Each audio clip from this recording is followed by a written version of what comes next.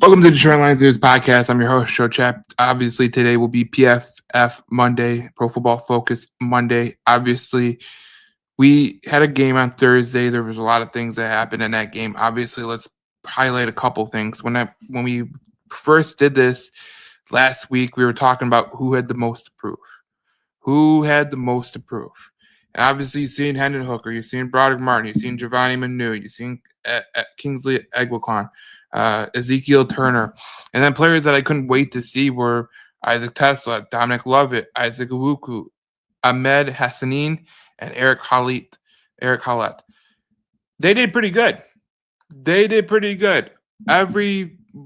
guys that I couldn't wait to see, Tesla had a great game.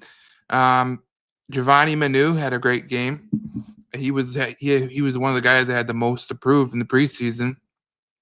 But guys like Hendon Hooker and Kyle Allen and guys when you see the statistics, they weren't glaring they were glaring from a lot of standpoints. So we're going to go through that. This is just going to be a statistically based podcast. And then, around Wednesday or Thursday, you'll get the regular podcast with opinions and all that jazz. But let's get to it. So if we add the Pro Football Focus right there, let's look at the passing.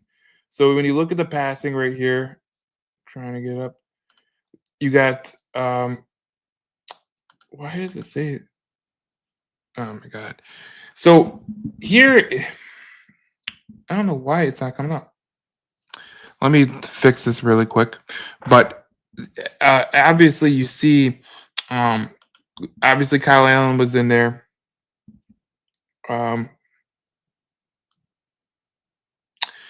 Obviously, what's today? Oh boy, jeez, Pete. All right.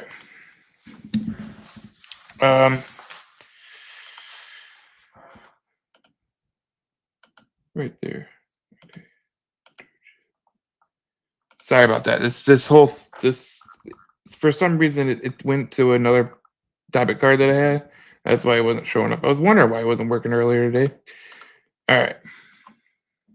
So a lot of things happened in that game that we were just it was crazy, to be honest, because when you talk about what happened in that game, Kyle Allen looked like absolute ass.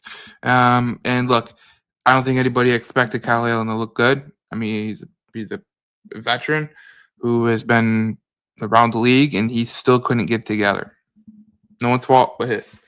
Let's go to the games. I don't know why this isn't working.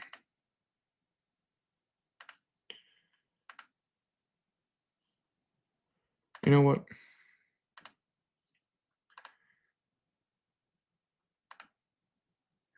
I don't know why. Interesting. Let me cancel it out of it. But Kyle Allen and Hendon Hooker, they were supposed to have a decent game, did not have a decent game. Like I said, the most approved I thought were these guys. As I said, Hooker was one of them. Egwakon was one of them. And for some reason, they just couldn't get together. And for whatever reason that you talk about this team, it's one game. Like there's no one that's going to sit here and go, this is a detriment to the season. This is going to go up there, and that's not what anybody's saying. Obviously, you could take bits and pieces of it, and you can go, okay, where are we going with this? How is this going to happen? What are we going to do? Like, there's certain things that need to be, rectified. So that is what it is. Now, I don't know why my PFF is not working. Jeez, oh Pete. But so when I go back to it, Kyle Allen had 16 dropbacks. Hendon Hooker had 11 dropbacks. It was very interesting to me. I wrote on the Facebook, my Detroit Lions News Facebook page, that there was several guys that were just. Hendon Hooker was one of them. Obviously, Hendon Hooker he wasn't good enough. But when you look at Hendon Hooker, I wrote this about Hendon Hooker on I think it was the day after the game. It said we'll probably see Hendon Hooker start next week because we will. Coach Campbell has already said that. And then the week after, and I think that there'll be alternating starts. But as someone who's watched Hooker, this isn't him. I don't know what's going on with him. He had 11 dropbacks, only 3 completions on 6 attempts. It means 5 of the dropbacks were either a run or a sack. He had 3.52 seconds in time to throw. How big is that? Jared Goff's best week against Tennessee and Jacksonville, both of them, were 3.34. His pressure turned into a sack percentage, which I love to use because what it means is, does this quarterback, when he gets pressured, does he turn into a pumpkin? Does he, get sacked? And I love this statistic because there's a lot of statistics out there from Pro Football Focus that are kind of junky, as we would say. But in this case, this pressure turned into a sack, it's a very good statistic if you're trying to measure, can my quarterback make the throw? Can my quarterback get some time and make some time in the pocket? For a guy like Jared Goff, this is absolutely huge. And he was one of the best across the NFL last year in pressure turned into a sack. Hendon Hooker's was 33.4%, which would have been one of the league worst in the NFL last year if he would have played 6 games. So right off the hop, like you when you hear that Hendon Hooker had 5 dropbacks that either resulted in a run or a sack, and when you go back and you watch the game, just go back and watch the game. There's many opportunities that Hendon Hooker had to throw. He did not. And like I said, as someone who watched him at Tennessee, as someone who watched this kid at Tennessee and seen his development, this is not him. This is not him. This is totally not him. He's usually a gunslinger. He knows where he's going with the ball, and maybe he's struggling trying to anticipate the throw. That's a big thing in this Detroit Lions offense, is in anticipating the throw. Kyle Allen wasn't any better. I mean, his anticipation is pretty ass too. And I think the Lions have a backup problem. And when I say the Lions have a backup problem, we know that there's 3 more games left. Like, everyone knows there's 3 more games left. But when you think about the backup issue, if you were to, like, no one's saying that, you have to have Tom Brady as a backup, okay? No one's saying that. That's lunacy. That's not real life. But what we're saying is, okay, you have a guy in Kyle Allen, right? You have a guy in Hendon Hooker. Now, when Patrick Mahomes went down against, I forget what it was. He was down for 4 games, right? Chad Henne came in here. Chad Henne came into the lineup, and they won 2 of 3. They won 2 out of 4. So I think that's pretty good. So can you expect Kyle Allen or Hendon Hooker to do that for you? Very hard to say. Very hard to say from that standpoint. So that's where the backup quarterback is an issue. And look, you could say they're not throwing to the number ones. You could say, they're throwing to guys that might be getting cut. You're right. But you need to make the right decisions. And what I've seen from Kyle Allen, what I've seen from Hendon Hooker, it was not making the right decisions. It was more rushing decisions. And Kyle Allen, I mean, his 2 interceptions were as bad as you can get for an NFL veteran. They were just absolutely horrible when you talk about him throwing to guys that were, 1, not open, and 2, they were just not there. So let me try to get this Pro Football Focus up, because I don't know what the hell is going on here, but so oh man, sign in. All right, we got this. So we're good now. What a time it is. Pro Football Focus, I love them, but sometimes it just makes no sense. So both of these quarterbacks had a turnover-worthy play. So it's very discreet. Let me try to get this on the screen so you guys can see. So Hendon Hooker.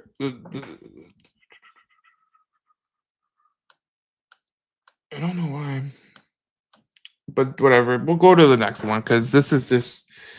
Oh my god. So turnover worthy plays 6.3 for Kyle Allen. His average depth of attempt was 7.2. Hendon Hooker's was 10.7. I know you can't see it. I really can't see it either. I don't know why. I don't know why they do this. I don't know why PFF does this. Pressure turned to a sack. Geez, you can't even see that. So let's go to rushing because this is just ridiculous. Why is this not? I'll never understand it. Let's look at the offensive grades. So the best offensive grades for the Detroit Lions is this was per Pro Football Focus. Dan Skipper, Coyote Ashika, Kobe Sorsdahl, Isaac Tesla, Mute, Craig Reynolds had 68.7. Tristan Colin had 66.8. Malik Taylor, 64.5.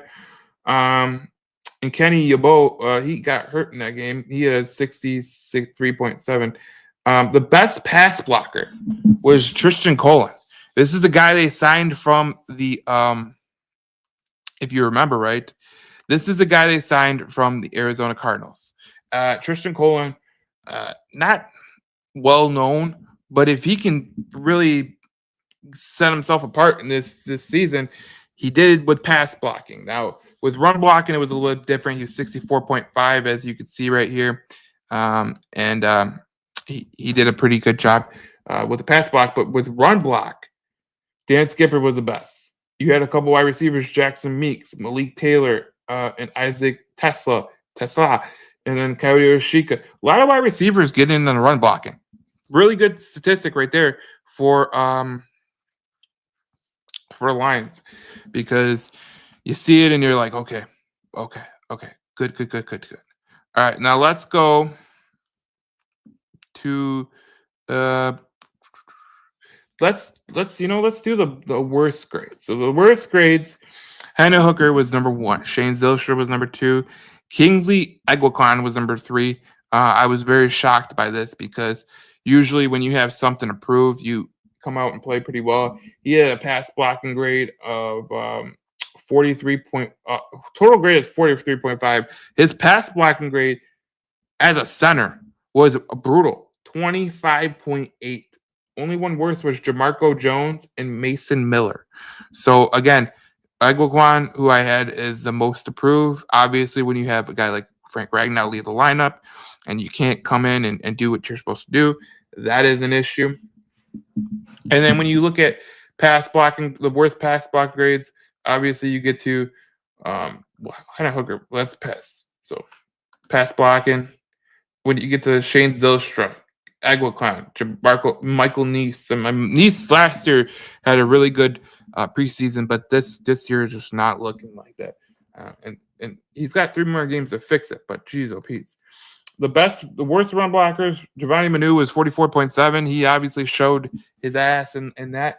He looked a little bit better on tape. But I don't go by all the Pro Football Focus grades. They're kind of like a way to see. They're a way to see how it goes. Let's look at when you look at the rushing and let's look at this. We'll do the run blocking. We'll get some good statistics here. So obviously, so Giovanni Manu, he was one of the worst on there. Not a high grade, but it is what it is. So then you go to the PFF. It just pissed me off today, man.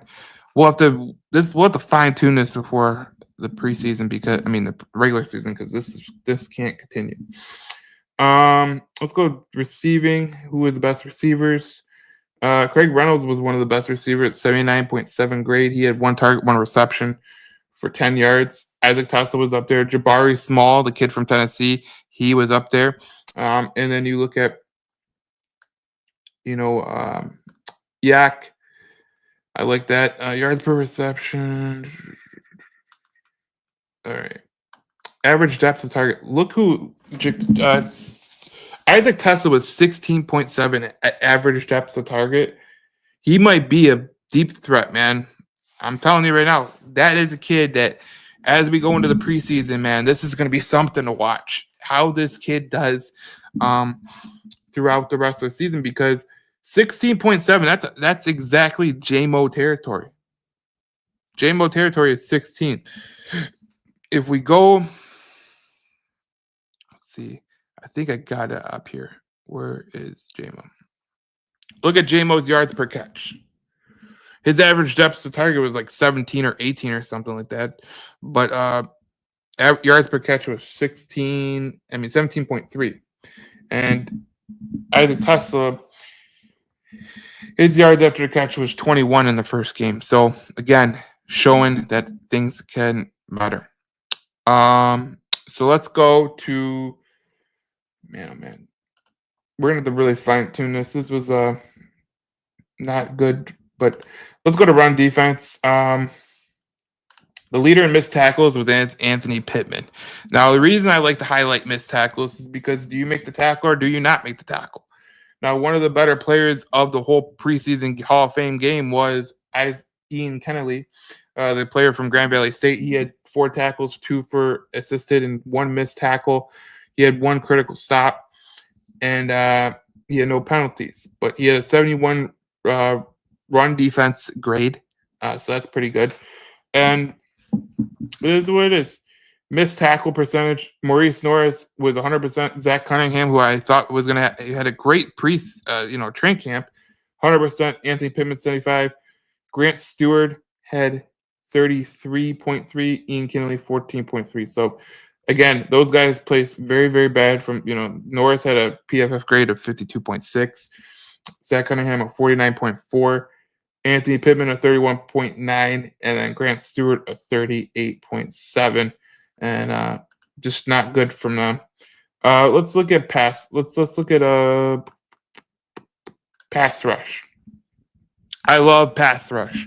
Love it. And one of the guys that I really wanted to showcase was Nate Lynn. This kid, you look at his win rate, was 26.7, which was highest on the team besides Zach Cunningham. But Nate Lynn had way more pass rushing snaps than him. The pass rush, it was Nate Lynn and Ahmed Hassanin. And Hassanin, his grade was 79.6. His win rate was 14.3. He had 1 hurry. So did Nate Lynn, had 2 hurries.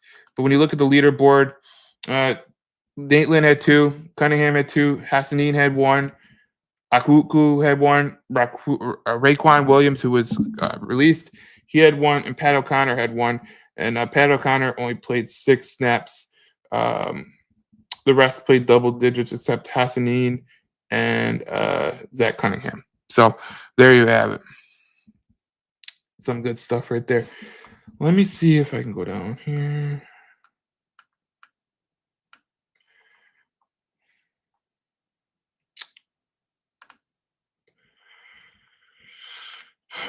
So Trevor Nowatzki had 2 penalties, but it is what it is. This is just, like I said, this is a podcast that we're gonna fine tune, obviously,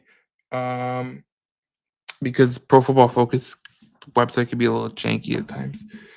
Let's look at pass coverage. Now, the best coverage grade was Anthony Pittman. He had 19 coverage snaps. 17 coverage snaps. Eric Howlett, who I said, he had 14 coverage snaps. He only allowed 1 reception, 1 target for 4 yards, which 4 yards is 4 yards. If you're making tackles, you're making tackles. The lowest quarterback rating on the day was Tyron Russell. He was targeted twice, 0 completions. Nick Whiteside, the kid that they signed from the UFL, he had 4 coverage snaps. Anthony Pittman had 3 targets, 3 receptions to give for 9 yards. So that's pretty. And the guy I was talking about, remember when we go back to who I was saying, who had the most approved, Ezekiel Turner. And the reason I put Ezekiel Turner on there is pretty simple. Zeke had a problem in pass coverage last year. A very big problem in pass coverage last year. So how did he do? Let's look. So as you see, I'm going to put it right here. 3 passes for 3 targets, 3 completions, 35 yards, 9 yards after the catch. His coverage grade was 32.9, which was 32.4, which was the worst of any player on the Detroit Lions. Like I said before, this is something that he really has to figure out. You know, he's a when you watch Turner, good player, makes all the tackles that you want to make in terms of how he plays the game, but his pass coverage skills are just atrocious. And I was hoping that he would figure it out because in a defense where you might be blitzing, I think Shepard's going to be a little more aggressive than Glenn, which Glenn was pretty aggressive. You got to be able to cover the pass, especially as a linebacker. We see Anzalone, we see Campbell. Campbell got crucified for being bad for the pass coverage, and you saw that Ezekiel Turner, 3 targets, 3 receptions, 35 yards, 100% receiving percentage. His quarterback rating against was a 115.3. That's not good, and that's something that the Detroit Lions are going to want to fix, especially Calvin Shepard and all these guys. They're going to try to fix this because when you talk about the Hall of Fame game, this is a game where, you're looking to try to figure out some things. But for the most part, I mean, just looking at some of the defensive stats, the guys that I had the most to prove, nothing. Except Manu. He had a pretty decent game, but I don't think it was overwhelmingly great. But it is what it is. Let's go see what Broderick Martin did. I'm interested to see what he did, if he's even out here. So he played 12 snaps, 12 total snaps, 9 rushing defense. He had 67.6 tackle. His pass rush was a 58.1 win rate. He got 0 pressures. 0 stops, 0 tackles. He had a 1 assisted tackle. So again, going back to the most approved, who proved anything? No one. No one proved anything, except maybe Manu. The rest, these guys, I mean, it's failing grades across the board. And if you're asking me, failing grades for Kyle Allen too. Jeez. They play Atlanta this week. We'll see how it is. They got 4 preseason games.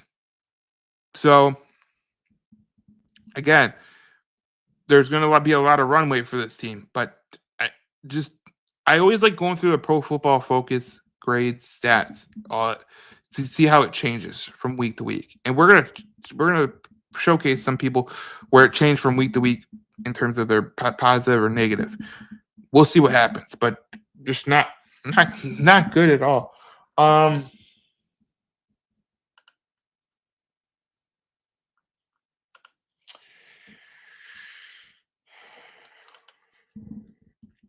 Run defense. I wanted to spotlight this because I thought these 3 guys, well, there's 5 guys I thought played really, really good. And they are in the top 5. Let's look at the top 5. So as you look at the top 5 run defense grades, Rocky Sin, I mean, let's be honest, I did not expect him to be that good.